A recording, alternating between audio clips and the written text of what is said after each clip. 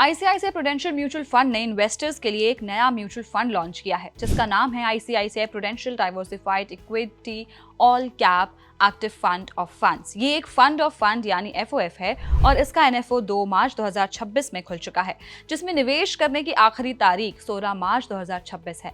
अब जानते हैं कि ये फंड कैसे काम करेगा। आपको बता दें, ये फंड सीधे स्टॉक्स में पैसा नहीं लगाएगा, बल्कि ये दूसरे इक्विटी म्यूचुअल फंड्स में इन्वेस्ट करेगा। यानी आपका पैसा अलग अलग फंड्स के जरिए लार्ज कैप, मिड कैप और स्मॉल कैप कंपनीज में लगाया जाएगा।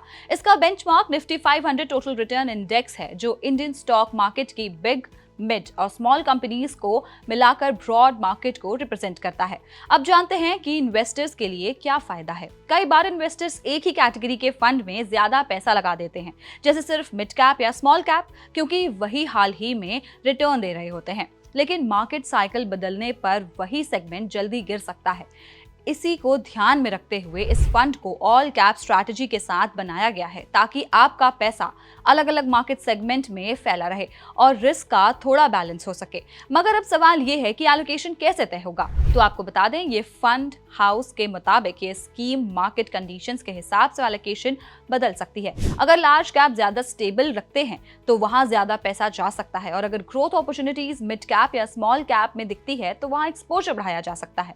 इस प्रोसेस में इकोनॉमी से जुड़े फैक्टर्स भी देखे जाते हैं, जैसे growth trend, inflation, interest rates, global market situation. इन सब के आधार पर पोर्टफोलियो में बदलाव किया जाएगा। लेकिन फंड लॉन्च अभी क्यों हुआ? फंड हाउस का मानना है कि इंडियन स्टॉक मार्केट्स ने पिछले कुछ सालों में काफी अच्छा रिटर्न दिया, लेकिन हाल के महीने में वैल्यूएशन थोड़ी नॉर्मल हुए हैं।